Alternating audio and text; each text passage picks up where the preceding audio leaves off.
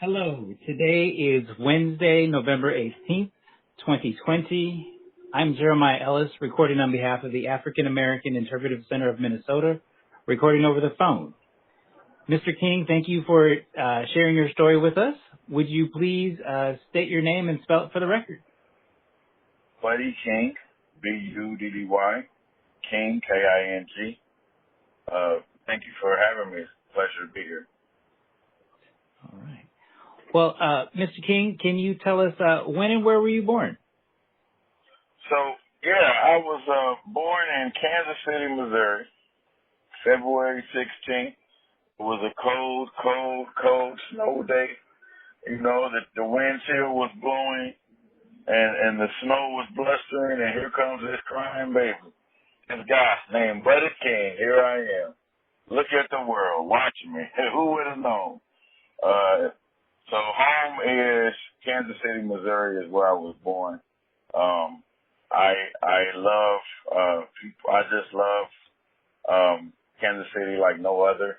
But in the last 20 plus years, or about 20 years now, I have lived here in Minnesota, St. Cloud, Minnesota, where I have also found a great spot to be and a great place to lay my head and raise my family and just, find a place of comfort and peace. So it's been great. There are always goods and bads about everything, but, when you think about Kansas City, you think about music, blues, jazz, all the Harlem Renaissance in the Midwest, as they would call it. It's an amazing city. And here in St. Cloud, we are trying to get that, trying to get there. Got a long way to go, but that's the vision. That's the vision. All right. Tell me about your parents. My parents.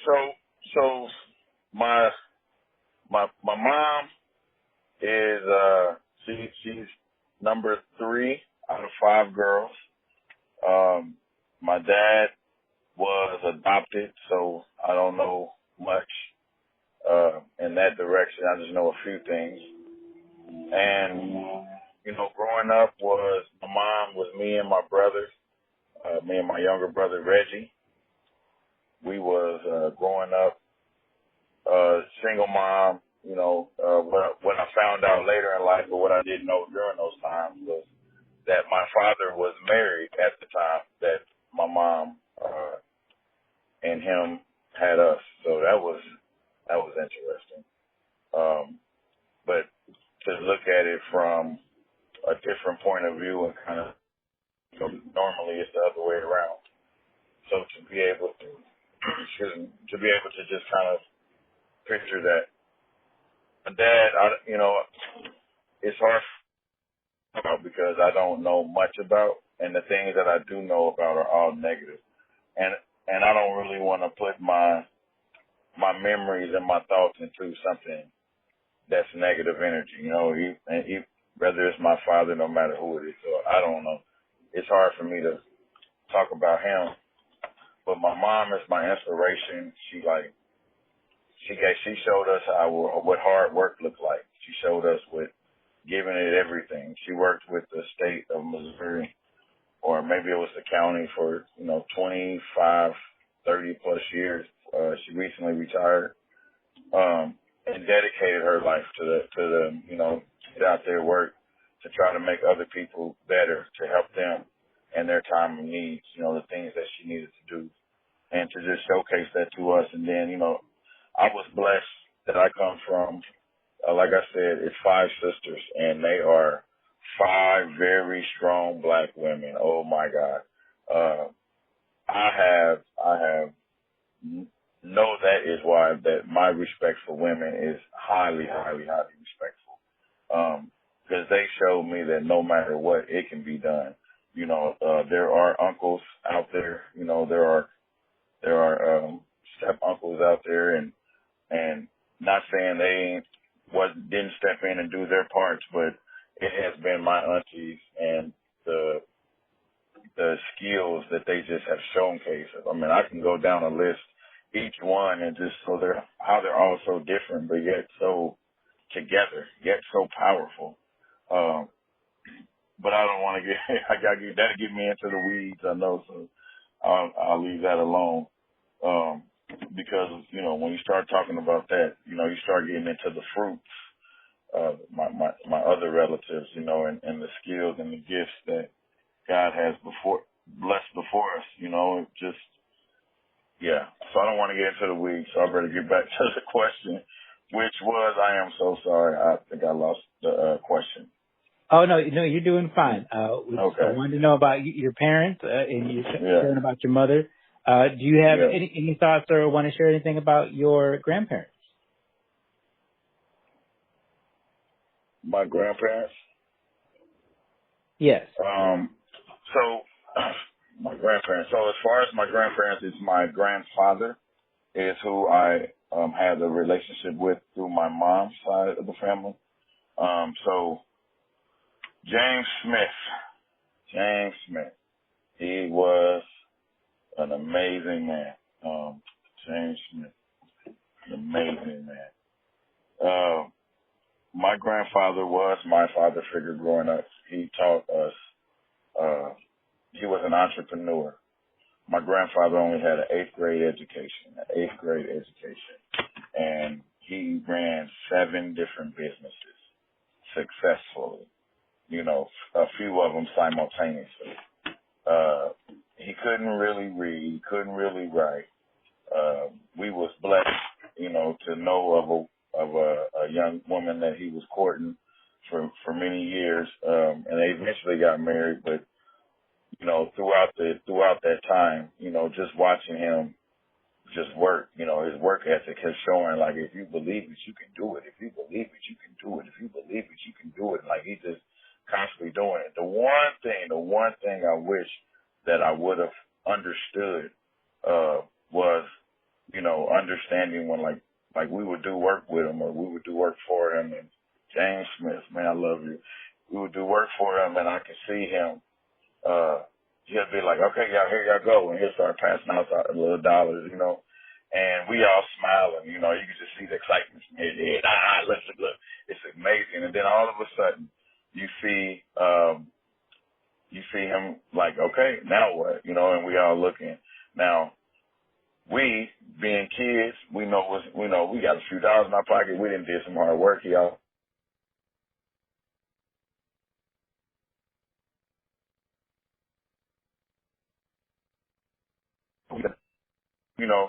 He would always take us right to the store, so we would spend it all, all that kind of stuff. And I just sometimes I just think, like, if I wish I would have understood about saving.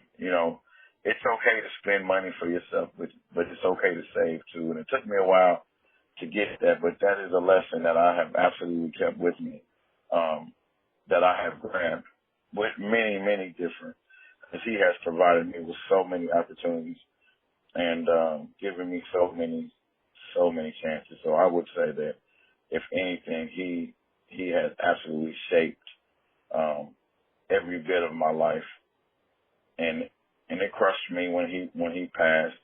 It crushed me, even though I knew it was coming. And man, my grandfather lets me know that it don't matter what you do, you can do it. No matter what, you can do it. Like, there is a way. You just got to work through it. And I think I hold on to that. And I use that in every little thing that I do, in everything. You know what I'm saying? Like, you can't tell me no. And it's not that you can't tell me no, I can't do it. I might not be able to do it the way that I wanted to do it, but we can do it. It just has to look different. And what does that look like? So it's not, being defiant or going against the odds. It's more about, okay, that's cool. Okay. All right. Great idea. All right. What else what other option is there then? Cause if it's a vision to me, if God gives you something, if he show you something, he's showing it to you for a reason. Because you are the one who needs to, cause when you try to tell people about it, they got no clue. I learned this a long time ago. They got no clue. So when when he gives you a vision, you just go with it, you know, and you find yourself in places that you of unknown territory. You find yourself in places that you would have never thought about, all because you had a vision, you accepted the sacrifice with it, and you walked with obedience. And because of that obedience, you know, as we say in the Christian faith world, he pours you out blessings, right? Or as people would say, that the atmosphere is working, everything is all connected, right? So wherever your belief system lays, that alone by itself, you know, speaks monuments. So my grandfather was amazing. He did marry Miss Lavetta, who was my grandma. She's still living. I don't see her much. She just celebrated 97, I think she said, which is amazing. But my relationship with her is, you know, it was mostly I would call it business, you know, the typical grandma type of a role. There was a grandma that I did have that wasn't necessarily my biological, but was my mom's best friend's mother, Ethel McGarry.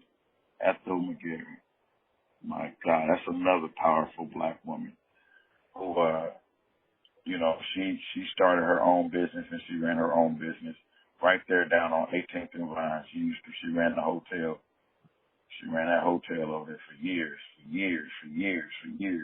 before they went down there and redid all that redevelopment. But and we would be down there and she would be, again, you know, showing us this, showing us that.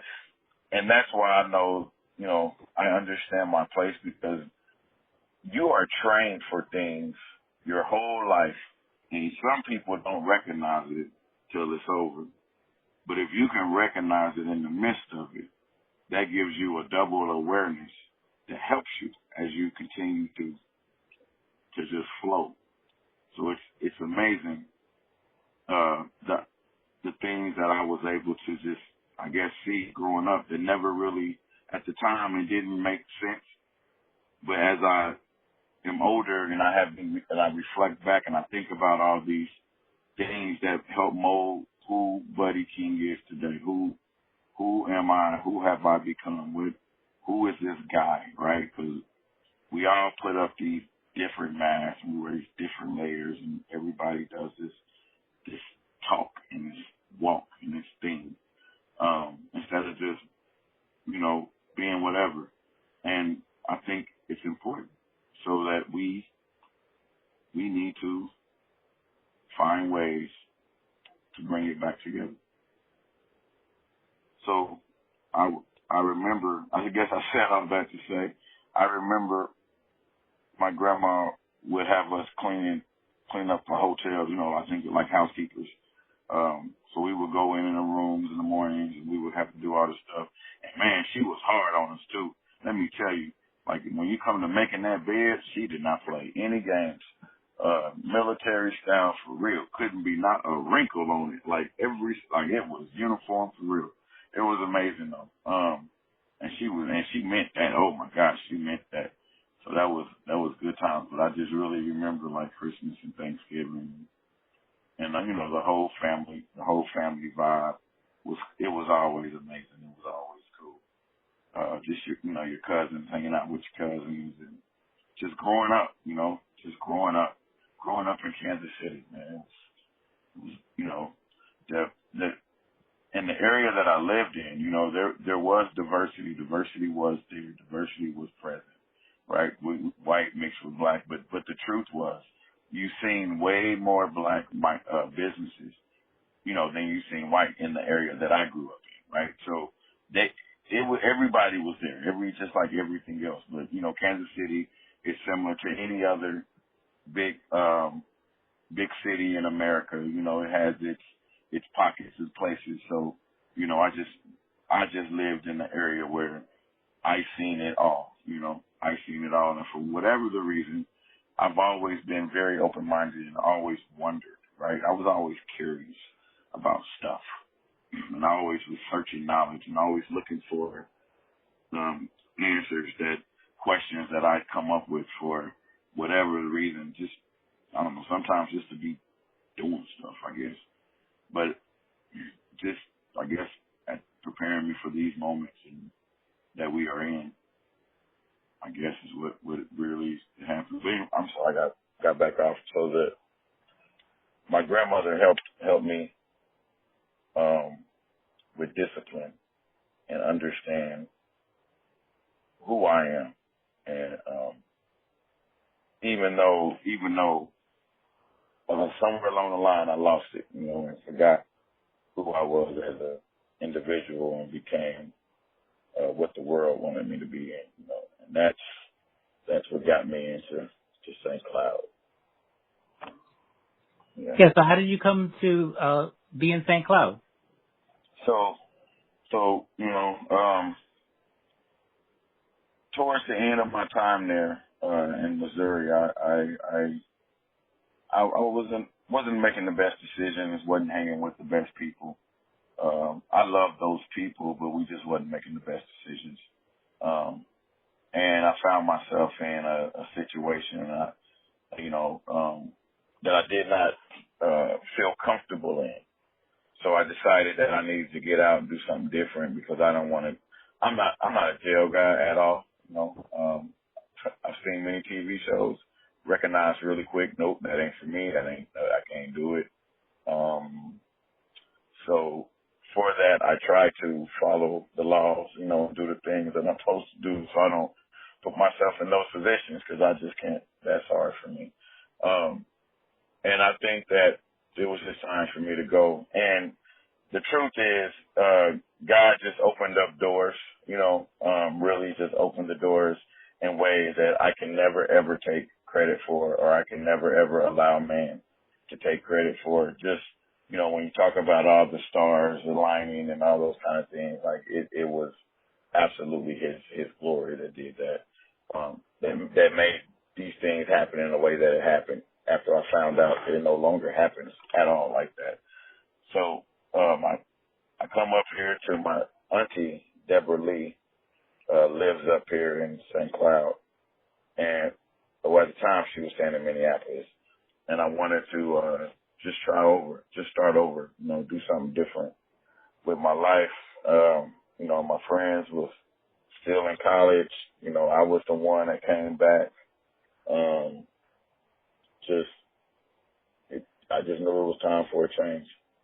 So I made the call, we made some arrangements and came up here. And, for the first 2 years, it was rough. But that first year, oh, my God, it was a wake-up call. It was a real wake-up call. Never in my life before that moment have I ever seen so many people that look the same. Never in my life have I seen that many white people in one place, in one space, all the time, everywhere. And that was a culture shock for me. Like that took me a minute to get used to. And it wasn't that it was offensive or anything of that. It was just different.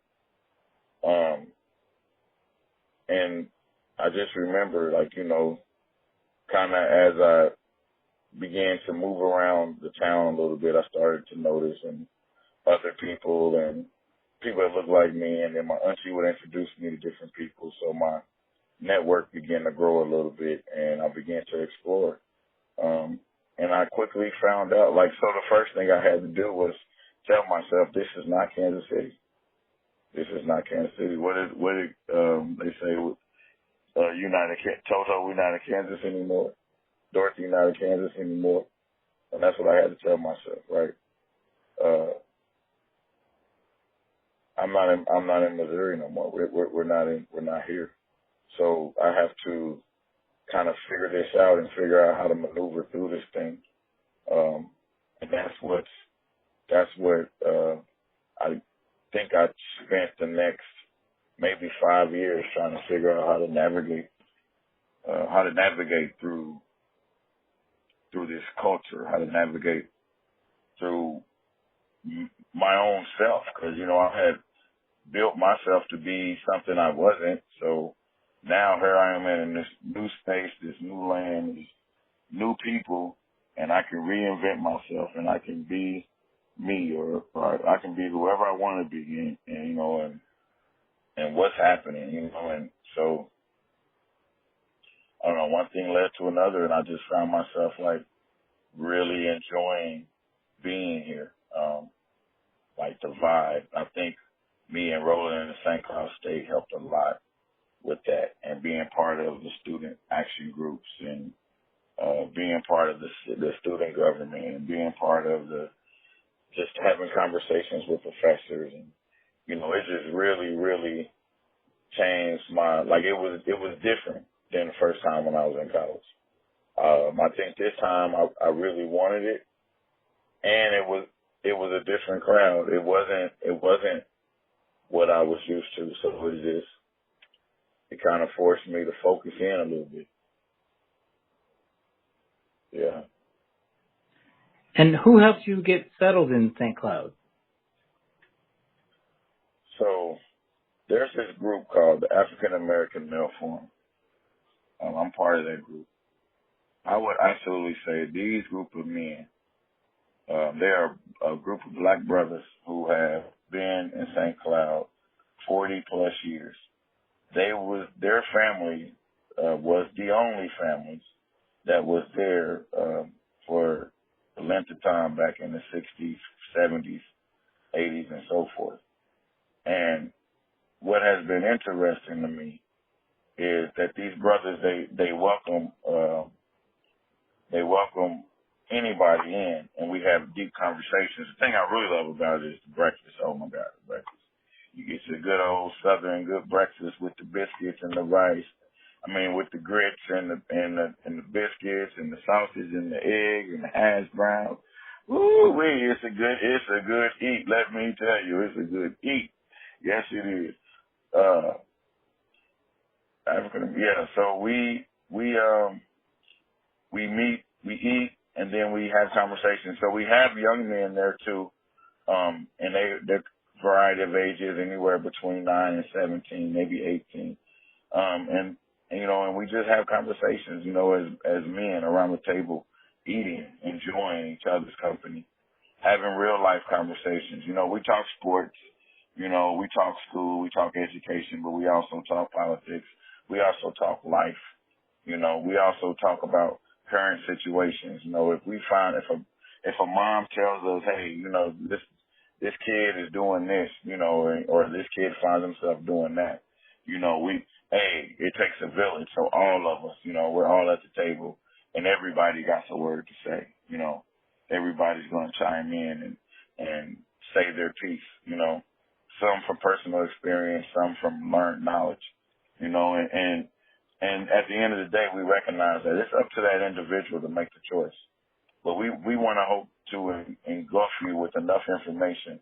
If this many people in one setting is on this one affirmation, hopefully that should guide you and push you into a direction that, you know, you'll make a better decision, more in a more positive direction next time. You'll create more positive energy, more positive flow.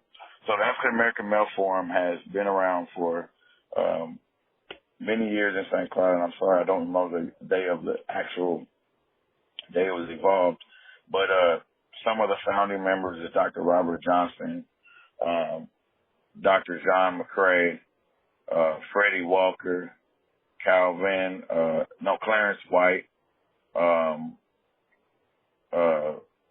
One of them just passed, Mr. Leroy Hill, Dr. Leroy Hill, rest in peace, my brother. He just passed. And then also, I believe, can't think of their names right now, but many brothers has been there to help, and it's really been helpful. So, football, the St. Cloud State has a decent football team, and they recruit most of their players from Minneapolis.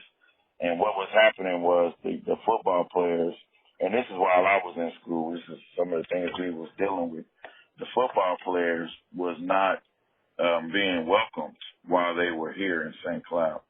And so this group basically would reach out to the players at St. Cloud State, who were mostly African American, and basically provide a safe space and a place of understanding and so forth.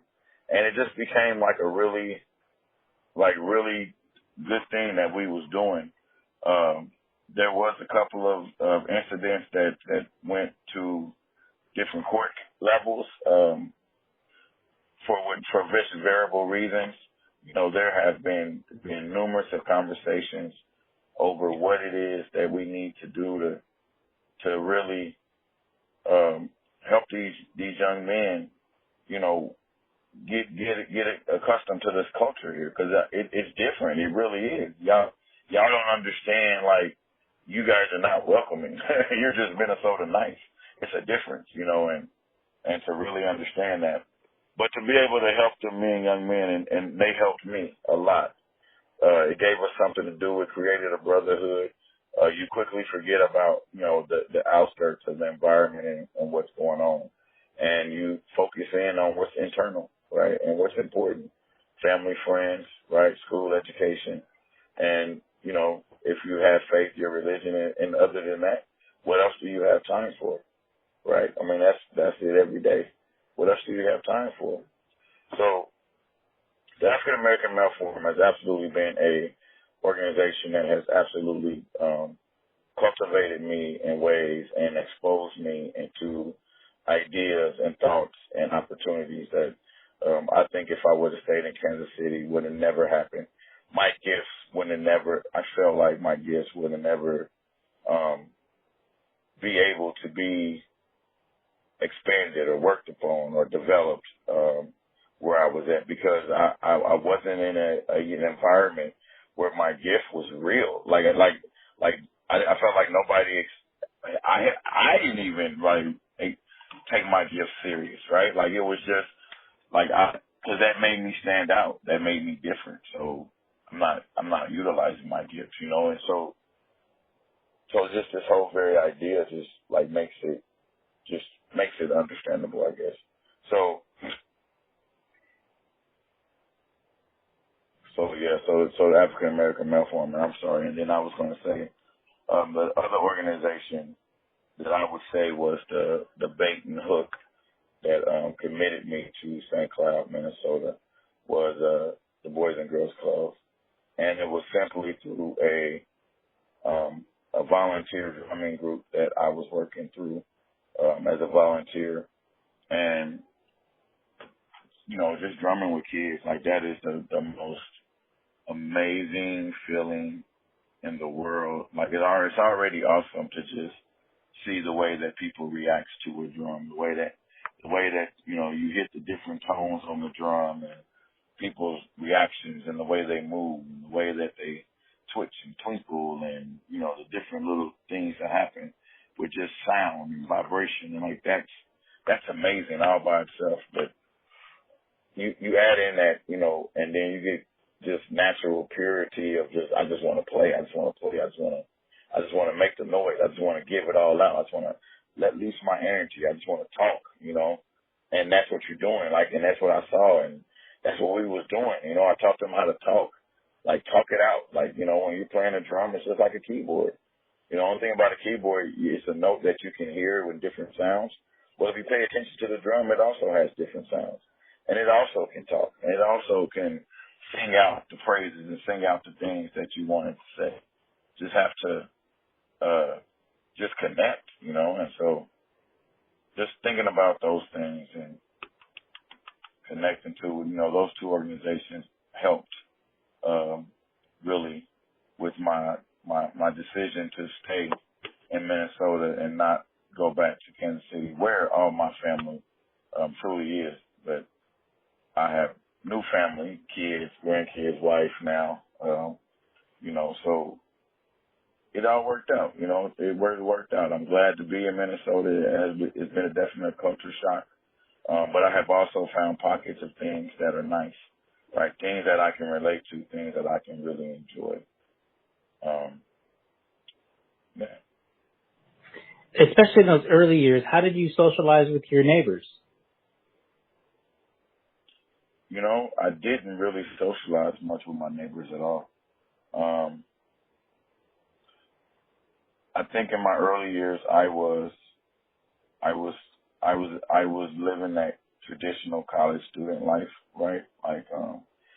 But I was older, right? So I was 25, 26, somewhere in that area. But the circle was small. We just did whatever to do whatever. I just think that was different in my early years. But I can tell you, as I got further along in my college years, though, and began to really get into the meet and greets of the work, and I think it was my first day of college, and I was in a class called African American History, and it's a required course. And I'm thinking to myself, this should be very interesting. So me, myself, I know about Black history. I've been doing Black history my whole life. I am Black history, right? So I knew that as a college kid. What I didn't know was the way they have broke all these theories down, the way they have dissected us into this thing. That's what I didn't understand. But what really blew my mind, what really broke me and my understanding, and I think made me start questioning, wow, why am I here? Like, okay, I'm not here I think I'm here for something different. But, one of the students said, I've never seen a Black person in person. I've only seen them on TV. This is the first time.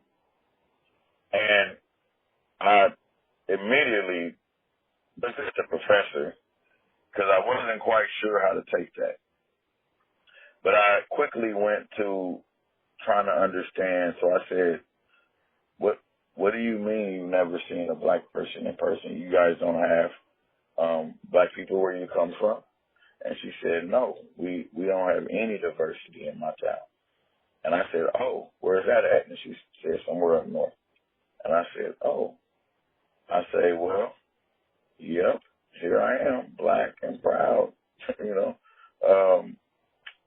so we could start getting these conversations about stereotypes and how we are perceived and how people look at us and all this other stuff. And the things I began to hear come out their mouths, some of the things that were said were harsh, right? But I'm a soldier. I could take it. Like, it ain't gonna break me down. But they were harsh, right? And but I can't get mad at them for their judgments of how we are portrayed in every social gathering or platform that you want to try to find yourself on.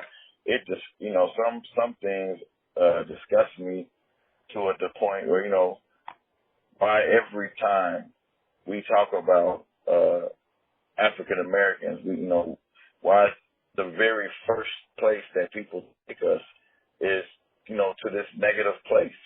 Why is it we can't look at the positive first, right? And so that's where it took me in.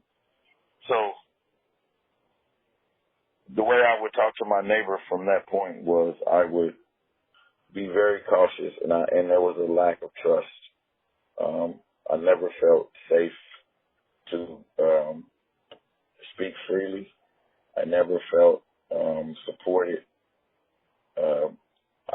I learned quickly that people talk good in your face and they do something different behind when you're not around. I learned all that quickly, and I think it was just that part of life where I'm not sure. I'm not sure where the light bulb happened, but I do know that I was going through those places and those times at those times, and I also know that um, it was life changing. It was definitely life changing in those moments during that time period. Reflecting back now as I sit and talk about it, it was absolutely life changing. It was not. It was not what I thought it would be, but I'm absolutely glad I went through because I have a story that I can tell from it. And how have you interacted with area public officials like city council or law enforcement or parks and recreation? So funny story. So I like I said, I get out of. I'm done with college, and I have a good conversation with the mayor, Mayor Dave Price, best mayor St. Cloud that I know about in my years that I've been here. A man of integrity, respect, honor, does what he say he gonna do what he say he gonna do. I remember him. I was talking with him, and I was telling him some of my ideas, and he introduced me to Scott Zlotnick, who then put me or appointed me to a position on the Park and Rec Board, which, was amazing. On that board, I have been able to contribute the use of a widely used public pavilion at our Lake George to be able to help put that together, to be able to have the opportunity to vote that as a space that people can use for years and years and years. Also did another dedication to another space for like fishing and recreation, which has been just awesome.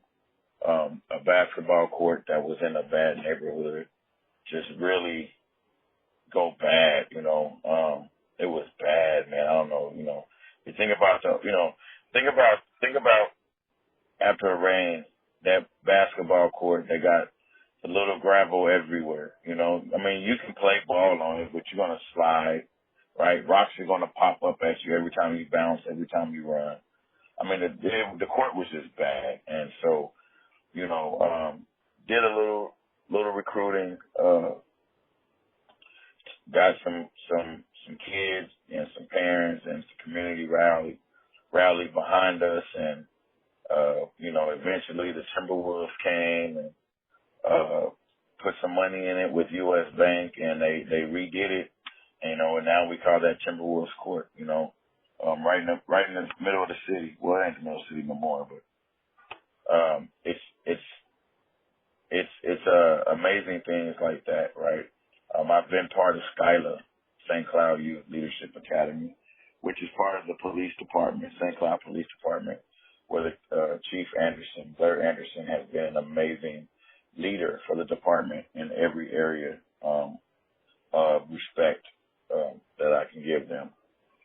So with the Skyla program, is basically what they did was take kids who were on the borderline of trouble or making bad decisions, and it's basically like a boot camp, kind of a scared straight, but more like a boot camp, more like a boot camp. So, they're at a military base, so they spend the day, doing team bonding activities, learning discipline, doing those things that, a boot camp would do for you, type of a deal. And they're only there for 4 days, and they have fun too. They watch movies, they have, basketball games against the officers or whatever. And so it's a really cool thing. And I have watched, over the years, hundreds of kids, absolutely turn their life around because of this program. It's not 100%. I wish I can say it's 100%, but it's about 80, which to me is, them are still great numbers. To see people to be able to change their lives around, and I've been part of that. And and I'm honored for that, and I will always back up my chief in the St. Cloud Police Department. I think they do good work. They are respectful. They do take the human side of things first, and I just respect that. And I know that comes from the leadership. So, yep, I think I'm sorry, I forgot what the question was.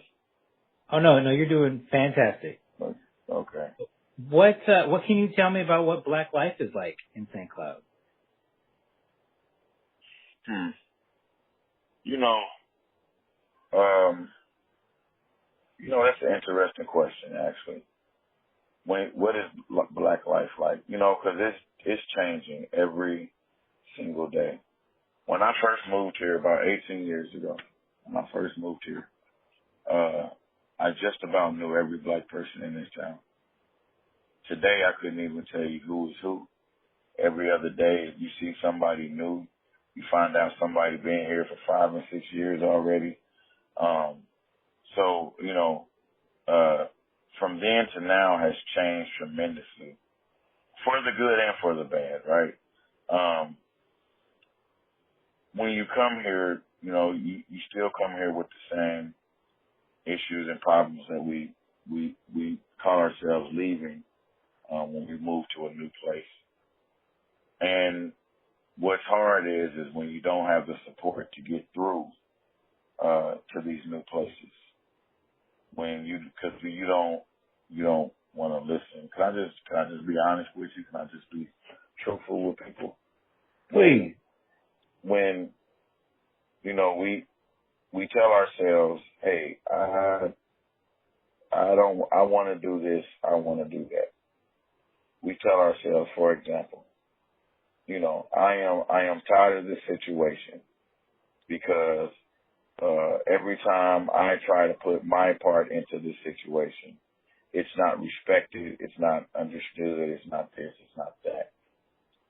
And what you don't do is take into accountability take into the fact that you're not holding your own self accountable, because if you are in a situation / relationship and you are not happy with that situation / relationship, and you have the ability to walk away, but you're worried about comfortability, then you can't say that you want to walk away, right? You have to say, you know what, I don't like this and it's toxic for me and I got to do different, because I found that if you keep helping people that don't understand the help they need, it just takes you into circles.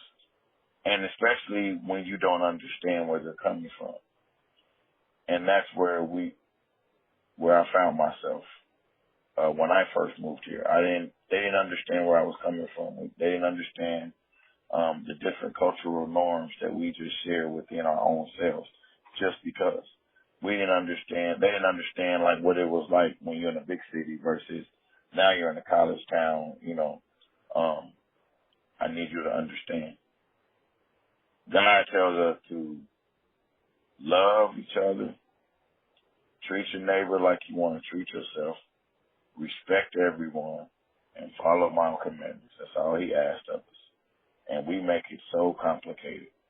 We make it so hard. And I'm not saying that people don't have problems and don't have situations that will require other stuff, but I'm simply speaking about the choices that we make, and us taking accountability to the choices that we make.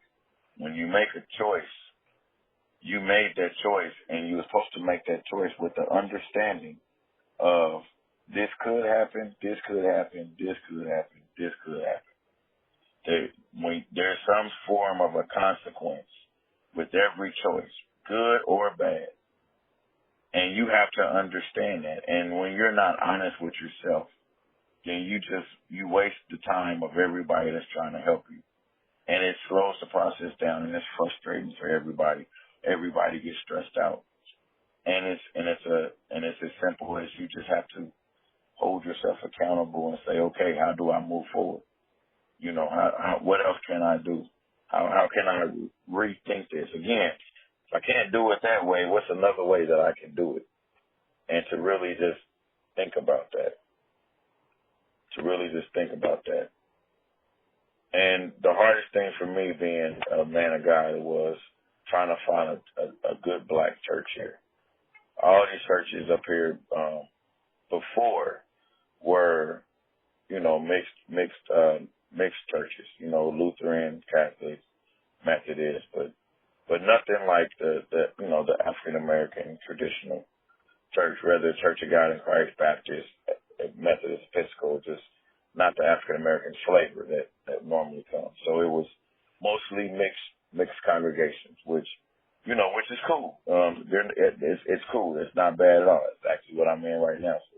But at that time, I desired what I come from. I desired what I wanted, and there was a lot of black people here that felt that way, and that's how we built our community, and that's where the community was at the time, was within that church. But eventually, it got too big for its own self. The church expanded back down to Minneapolis.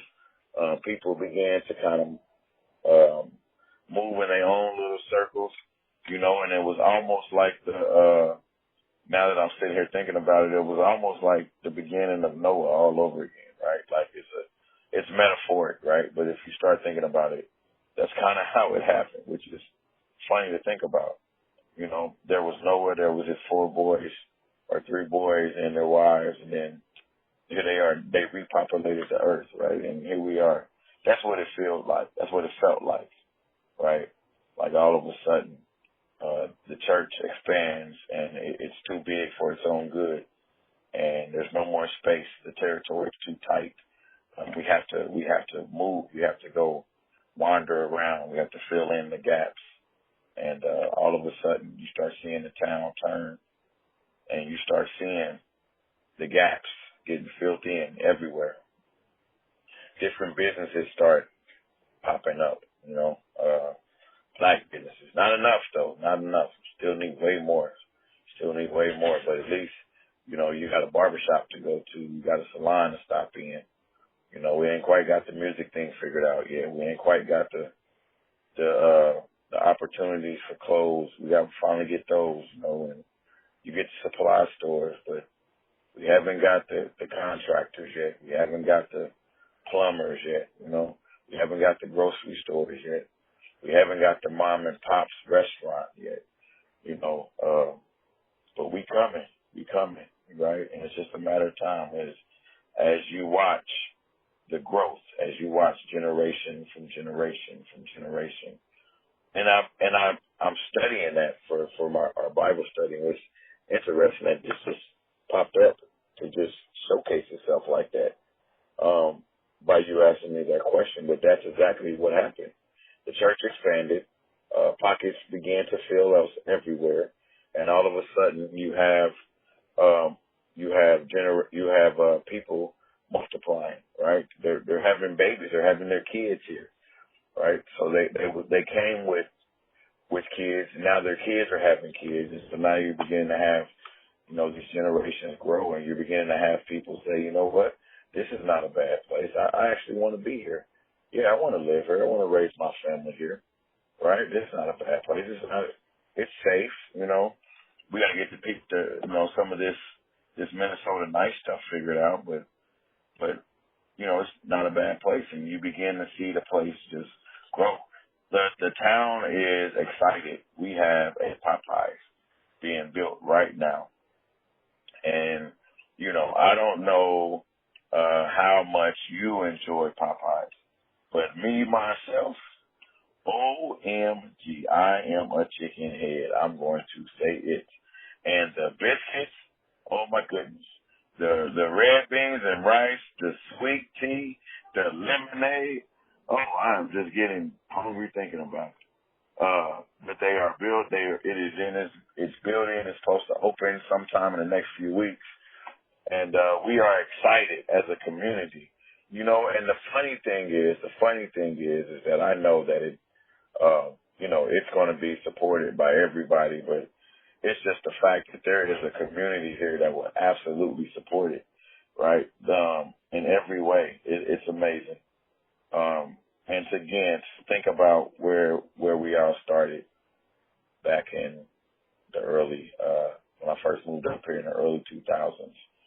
where life was quite different. You know, like I said, you knew everybody. Everybody knew about you. You know, it was cool. But yeah, just a matter of years, it just quickly morphed and transformed and grew into this place that I call home now. That place that I call home.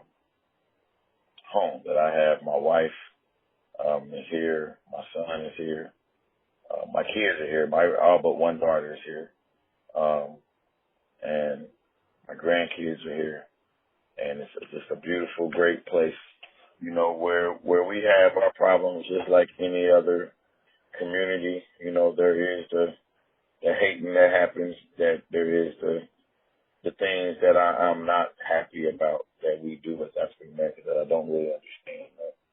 The backbiting, the trying to make, cutting other folks out and trying to make sure that you are seen and somebody else, overdoing it and all that kind of stuff. I don't know why we do that, but I really wish we would just come together and do better like everybody else.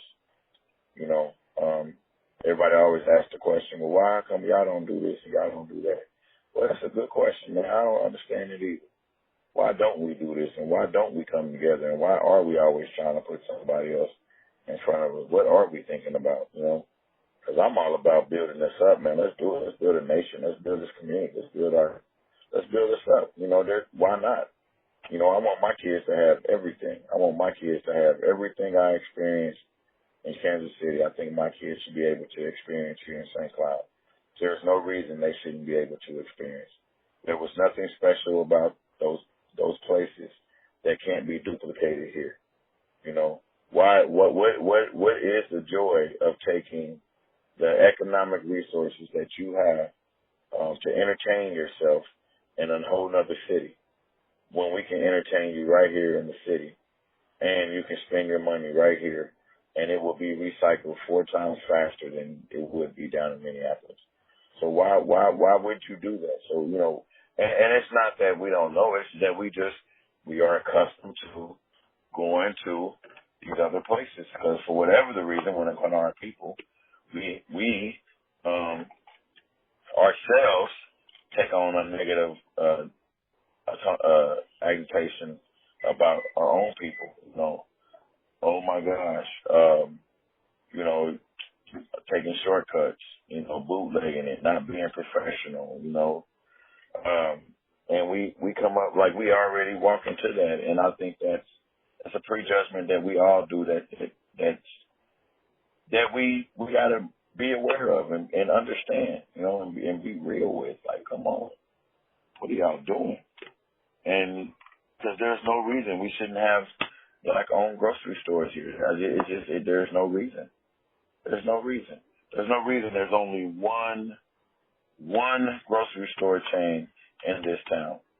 One. And it's nice. It's great. They are awesome family. They do good for our community, but you gotta, come on, are you serious? So things like that, those are the things that I think about on a constant basis is how can I improve this community in a way that's beneficial? How can we provide more diversity to this community in a way that's more beneficial? How can we get our get not just the experience, but to actually have the experience, right? I have goals and dreams of a global market, but more like a global block, right?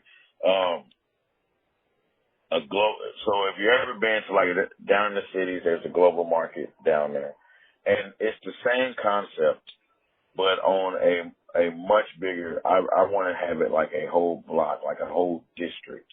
Like I think you should be able to experience that. So very similar to how people do the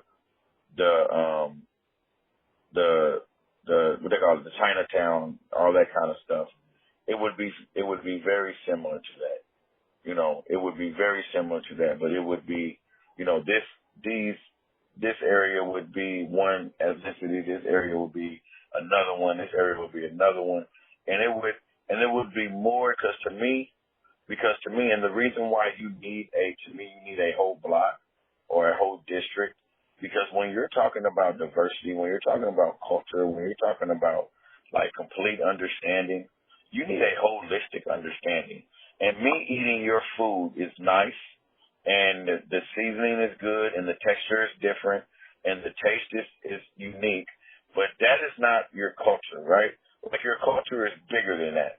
And I feel like you should be able to experience the full cultural experience, the full experience, from the food to maybe understanding of why people decorate, why they decorate in their homes, why things are where they're supposed to be at. There's just these bumble of things that it should be.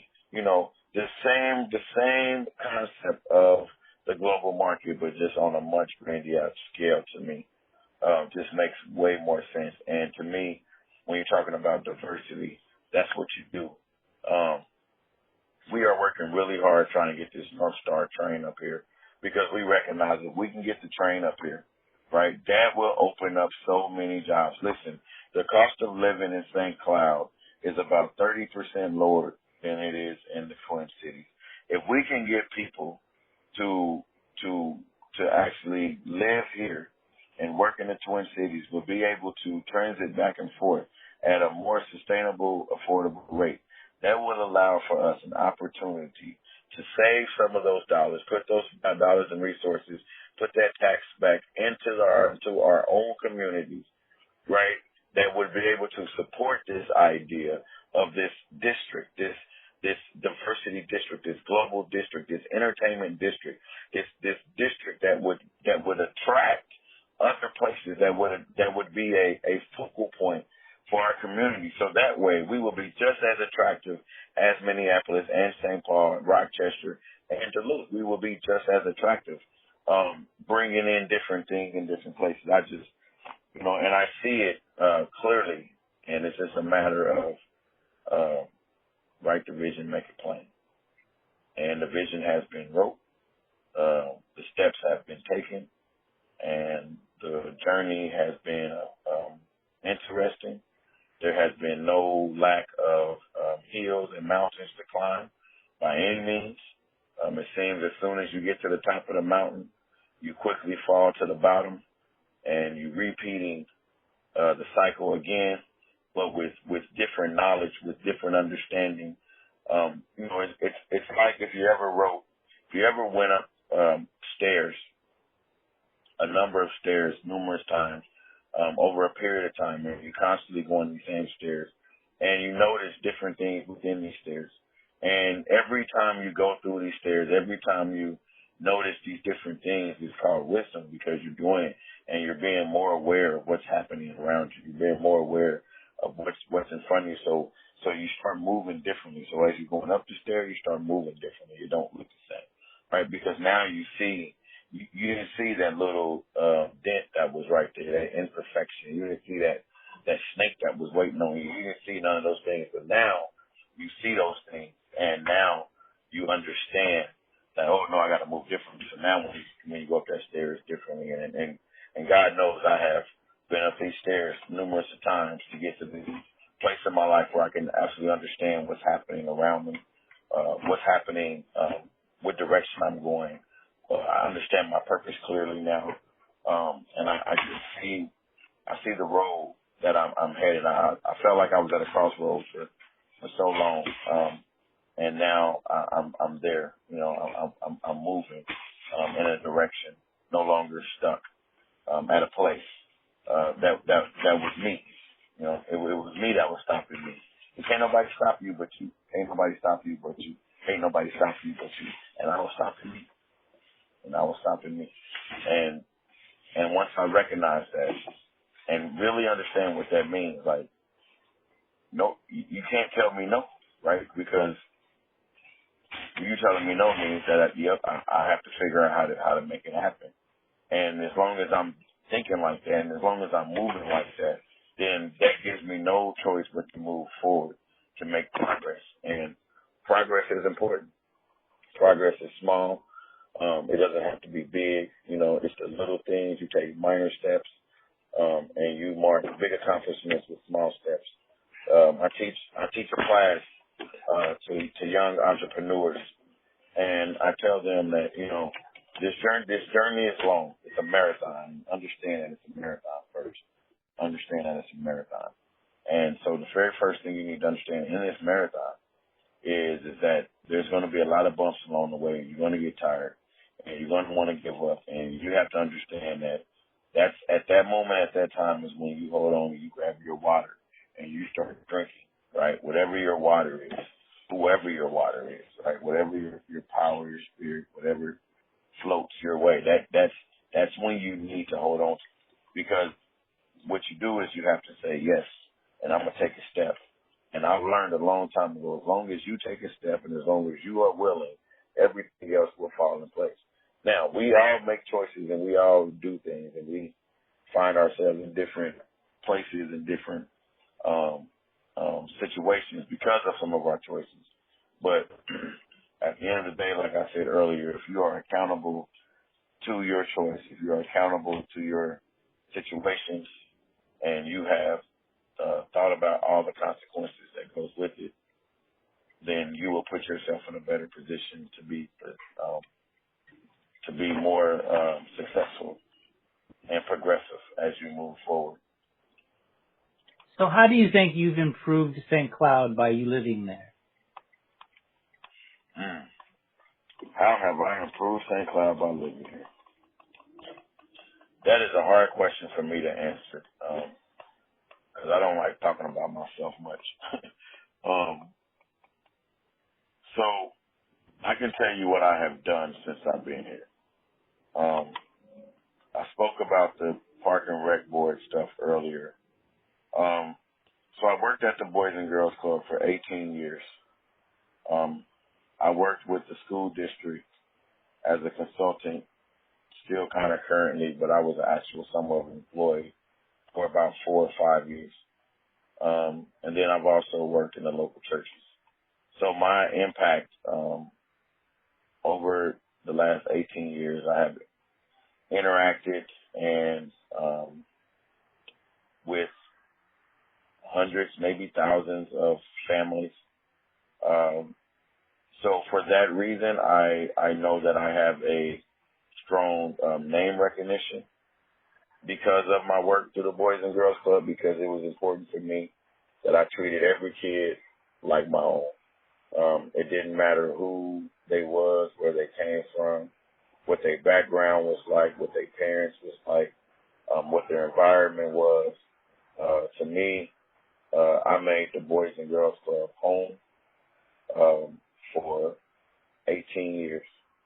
I bought it. I put it all on the table every day, every single day. I bought 100% energy. I loved being there. It wasn't work to me. It was my life joy. To just see the kids smile, to just teach them things. I think the coolest thing was when you are teaching kids different behavior expectations, and you say it so much, and then eventually you hear them say it back, and you hear them say it back to their friends in the way that you would have said it.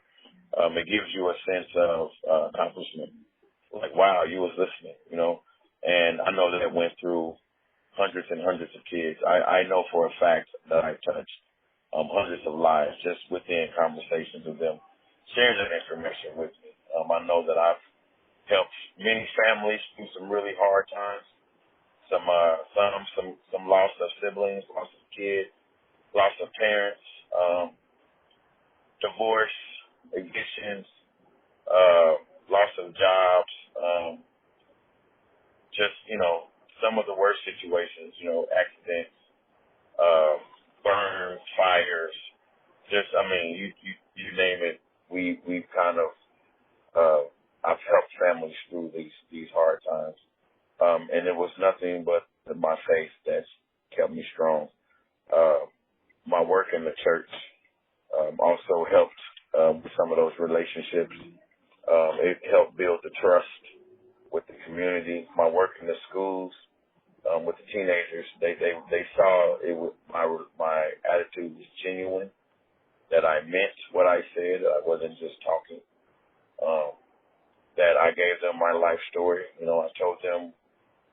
I was vulnerable also, and I shared with them things that I experienced growing up. I shared with them some of the things I've learned growing up. Obviously would talk to them and teach them about dreaming, and recognizing that the world is bigger than where we at right now, and that you can do and be whatever, like you really can, and to really understand that, has been, I think, the highlight for me.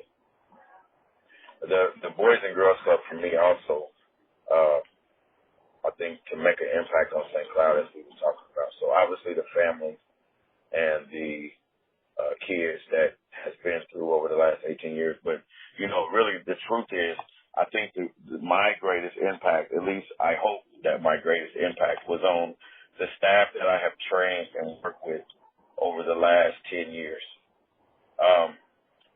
It has been my goal that when I had a staff sent to me, or when a staff was hired to work at my facility, I just truly believe that God put them there for a reason, and that it was my duty and my goal to prepare them for their next phase in life and wherever that was going to be.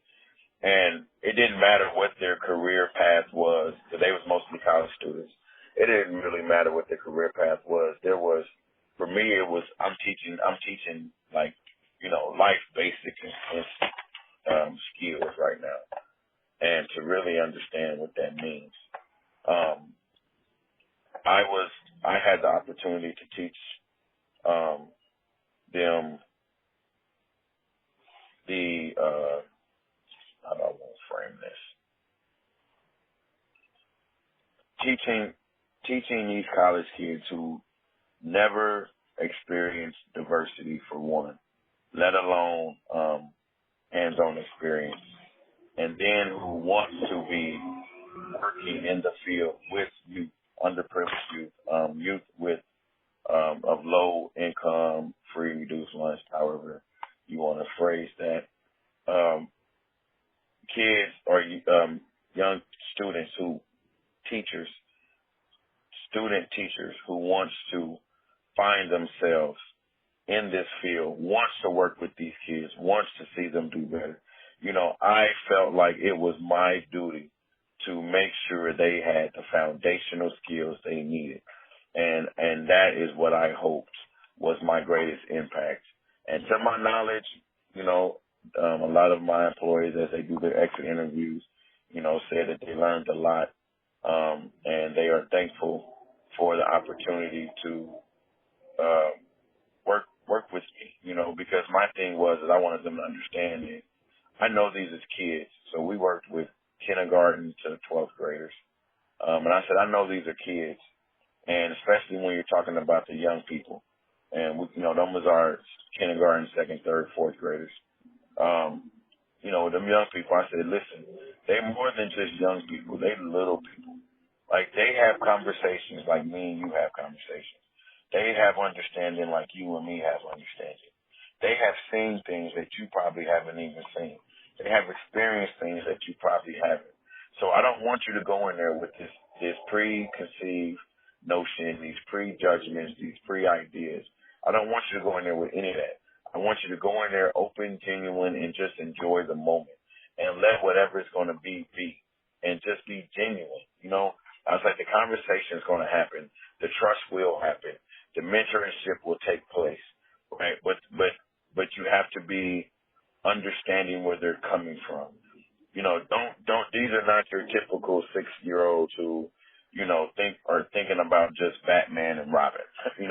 Yeah, it's Batman and Robin, but it's also, I know what's going on MTV, and I know the latest rap song, and it's, and I know this and I know that. Like, it's deep, it's all of the above. And you need to be able to reach them at the level that they're at and have the understanding. And like I said, man, just be a kid again. How cool is it just to be a kid again? And that I think for me was the greatest moments, and I think the greatest impacts that I have. one of the greatest things I think that I've done here in St. Cloud for myself was my senior year of college. Well, I say senior year, but I'll say my fourth year because I'm not even, yeah. So the fourth year of college, let's just say that they had this, they was doing a dedication for St. Cloud, and they was doing a time capsule. And my class had the opportunity to participate in it, and I was really excited. So I got to put something in a time capsule. And so we put it up, and I don't even remember what year that was now. It might have been 2010. It might have been 2000. I don't even remember what it was. But I know that it was supposed to be opened in 100 years. That's what I remember. And I remember that on a piece of paper in this time capsule that's somewhere in the River's Edge Center that they put it somewhere before they rebuilt or redid something.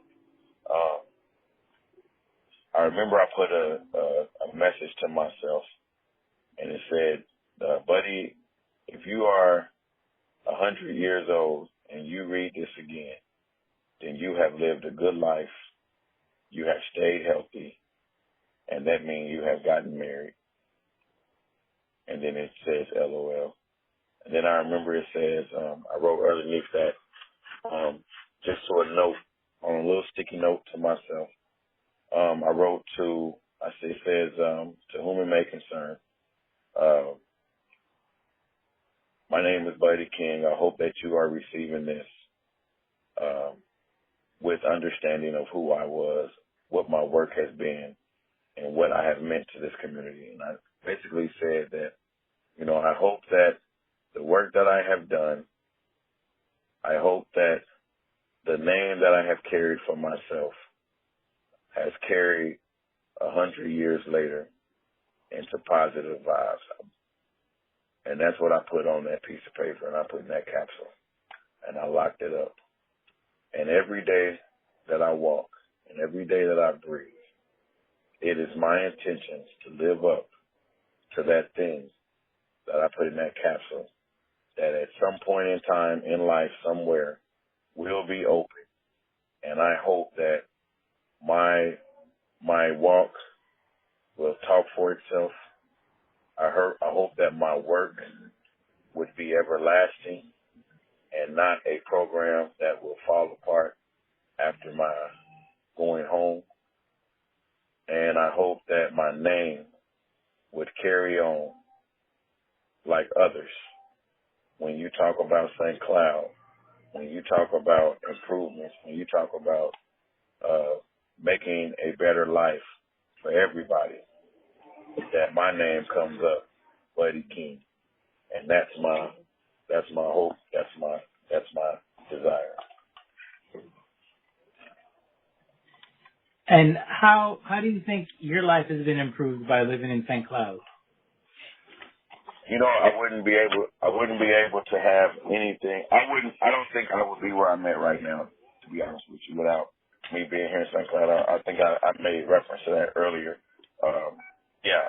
When I was in Kansas City, it wasn't about working. It wasn't about doing any of this. The truth is, my grandfather, like I said, he had a few businesses. He had this driving business exclusively, and that my brother still runs to this day. And I think if I was there, I'd probably be working with my brother doing that. I don't think I would have got with kids ever. I don't think that would have ever been a move I would have ever made.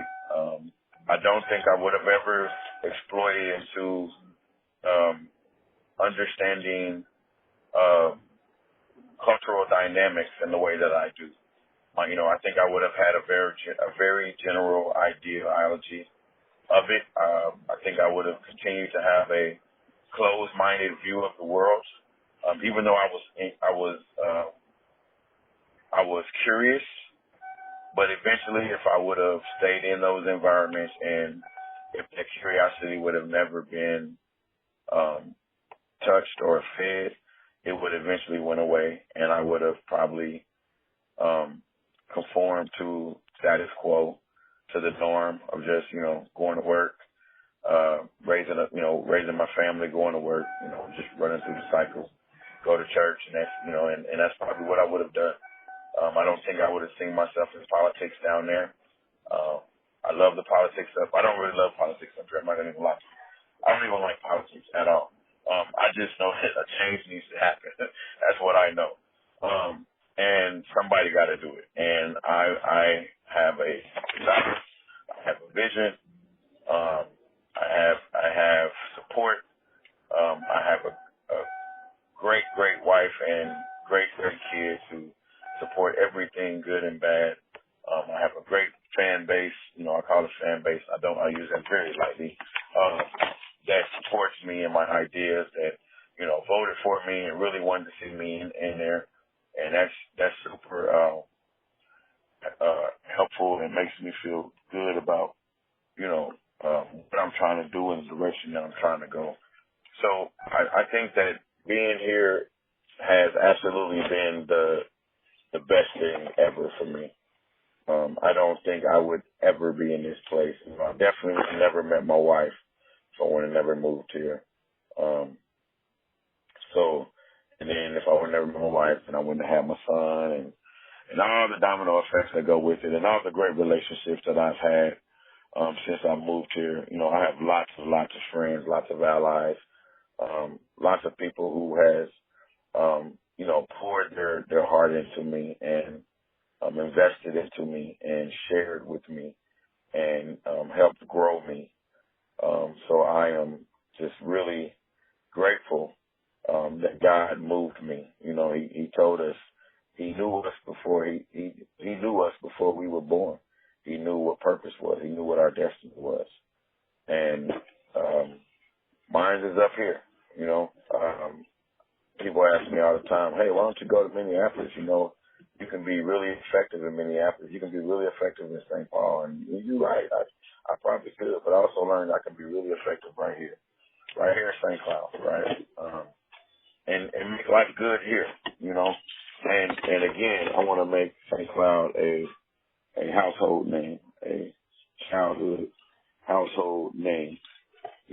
That when you think about Minnesota or when people say St. Cloud, you're like, oh yeah, that's that Buddy King hometown. That Buddy King hometown right there, St. Cloud, Minnesota.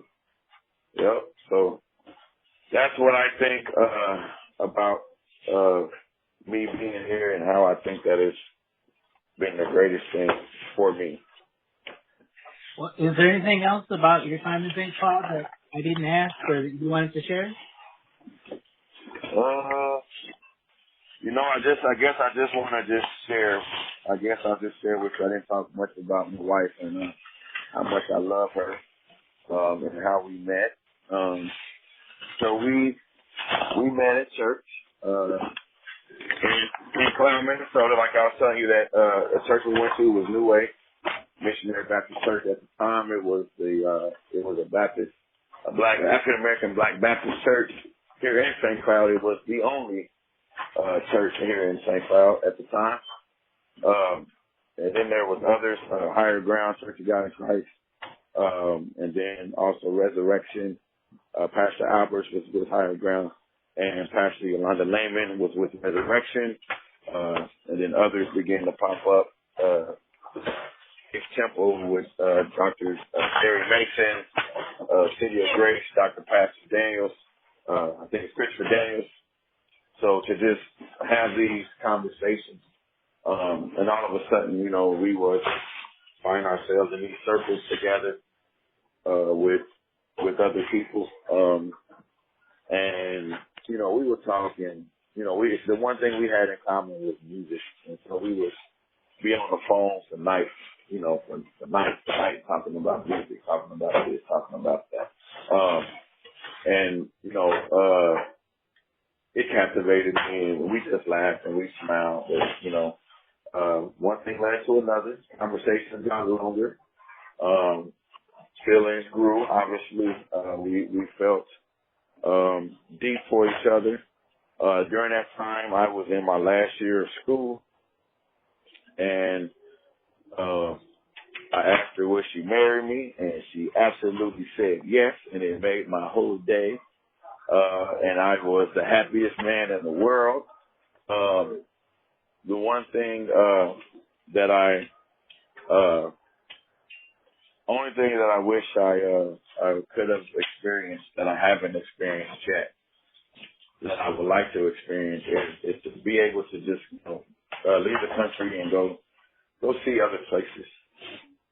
I haven't been able to experience that yet for a number of reasons, but the place that I'm really trying to get to is I would like to see the homeland. I would like to see the Middle East. I like to travel too.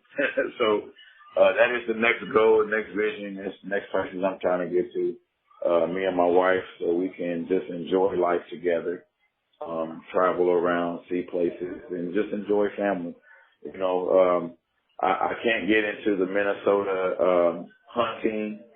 I can't get into the Minnesota ice fishing thing. Now, I'll do some regular fishing. And I can do some regular fishing. But that ice fishing, yeah, you can have all of that. The hunting, you can have all of that. So, me and my wife just like to go travel and just go to places and see different places. And I really enjoy just kind of traveling through little small towns and looking at their different downtowns, looking at their different structures and their houses. And me and her come up with our own little stories about each town and how it was built, and things like that, and what the people must be like, so we have a good time. But that's about it. I think that's it, sir. Well, thank you, Mr. King, for taking the time to share about your experience in St. Cloud with us. Well, thank you, and thank you for having me. Again, it's been an amazing opportunity to just talk. I don't get to talk about me often. I don't get to talk about me much. I don't like talking about me often. I don't like talking about me much, actually. So I really do appreciate you taking this time and just, hearing what I got to say and allowing me to just share. It means a lot, and I really do appreciate it. Thank you very much. Thank you.